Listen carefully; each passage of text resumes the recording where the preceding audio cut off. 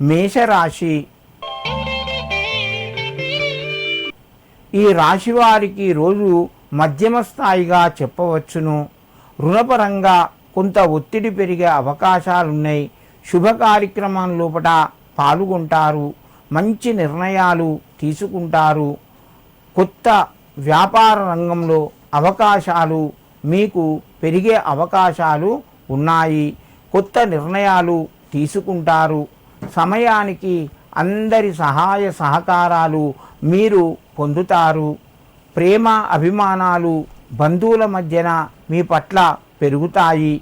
మేషరాశి వారు ఈరోజు బృహస్పతికి నమస్కరించి మీ పనులు ప్రారంభించండి. మీకు మరింత శుభయోగం కలుగుతూ ఉంటుంది. వృషభ రాశి. ఈ రాశి వారికి రోజు అనుకూలంగా ఉన్నాయి. మీరు చేసే పనులు మీకు సంపూర్ణంగా అనుకూలిస్తాయి. ముఖ్యమైన నిర్ణయాల లోపల మీ యొక్క పాత్ర చాలా ఉంటుంది. శుభ కార్యక్రమాలకు సంబంధించిన ప్రయత్నాలు ఫలిస్తాయి.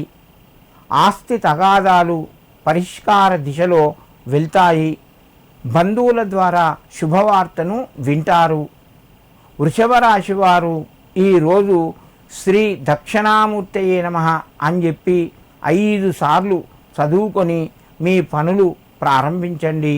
మీకు మరింత శుభయోగం కలుగుతూ ఉంటుంది. మిథున రాశి.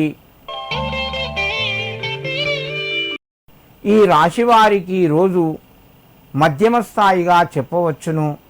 ప్రయత్నాలు మీకు సంపూర్ణంగా అనుకూలించిన కొన్ని పరిస్థితుల్లోపట ఇబ్బందిని ఎదుర్కోవలసి వస్తుంది. ముఖ్యమైనటువంటి ప్రయత్నాలు కొంత వాయిదా పడ్డా కూడా మీకు ఆనందం పొందేటువంటి విషయాలను వింటారు. ఆదాయ మార్గాలు పెరుగుతాయి. కొత్త అవకాశాలు మీ ముందుకు వస్తాయి. సమయానికి మంచి నిర్ణయాలు తీసుకుంటారు. మిథున రాశి వారు ఈరోజు శ్రీ లక్ష్మీ నరసింహస్వామినే నమః అని చెప్పి నారసింహునికి నమస్కరించి మీ పనులు ప్రారంభించండి. మీకు మరింత శుభయోగం కలుగుతూ ఉంటుంది.